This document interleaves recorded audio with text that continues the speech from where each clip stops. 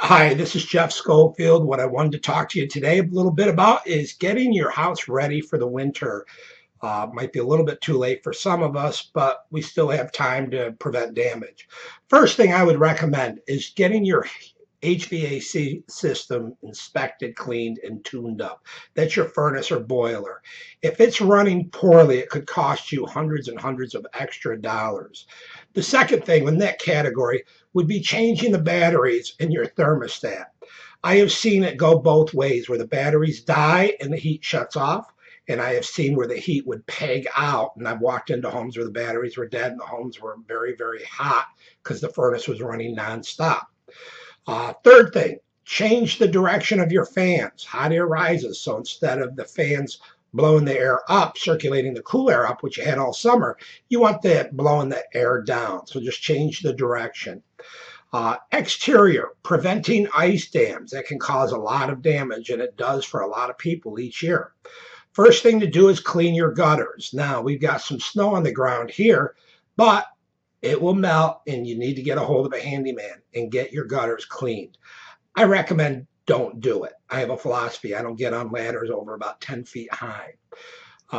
Along with that accord, if you do get ice built up in your gutters, don't get up there. Every year we hear about people getting up on a ladder trying to break the ice up, and you're better off hiring a professional. They sell tablets, which are non-harmful to the roof, but it's basically a salt-type tablet that's designed to melt the ice in the gutters to keep it from backing up. The final thing on that accord is to divert water away from the home.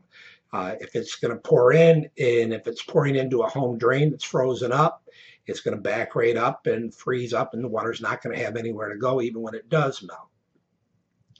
Turn off exterior faucets. You want to make sure that those are turned off. If you've got the new faucets that, turn off and, turns it off inside the house, that's great. For those of us that live in older homes, you're going to want to turn it off inside the home and then go outside and drain the water that's in that small space of pipe between where you shut it off and the outside drain. Winterize your pool and winterize your hot tub if you're not going to use it. Now, in this weather, in this area, if you're not using a hot tub, well, I think you're missing out, but that's just me.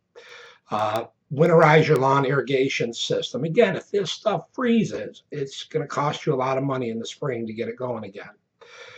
If you put your mower away, make sure you add fuel additive or let the fuel run out, because if you let it set for a long time, gas can get thick and gel.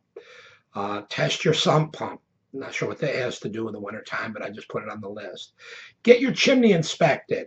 I'd love to use Bruce Vanderwalker locally and have him come out, especially if you're doing a wood burning fire, because you could have had a bird, a squirrel, or some sort of nest in there, and you just want to make sure. Better safe than sorry if you're going to have fires over the holiday.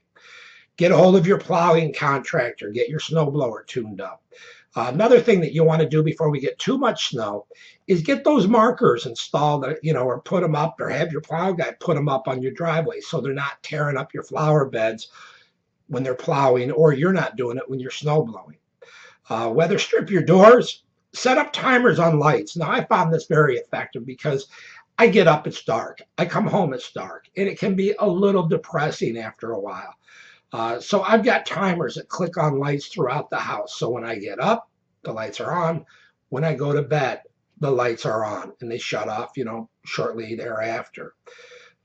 Finally, the last thing, if you go away for a holiday, one thing I always recommend, turn off your water at the water main. Go down in the basement, probably near your water meter, you have a drain. And just take a bucket and let the water drain out of the system. You might have to crack a couple faucets, because if for some unforeseen reason you lost heat, if we had another ice storm while you're down in the Bahamas, and we're up here suffering an ice storm, and your pipes freeze, it goes to a major, major repair. And I've seen a lot of havoc. If you've got a boiler system, well, then you're not going to drain that, but you want to make sure you've got somebody that can fill in for you if there's a power loss in the neighborhood. You want to check with your neighbor, because if a boiler system freezes up, it's big bucks and it's a big pain. This is Jeff Schofield. If I can help you out with any of your real estate needs, please give me a call. Thank you.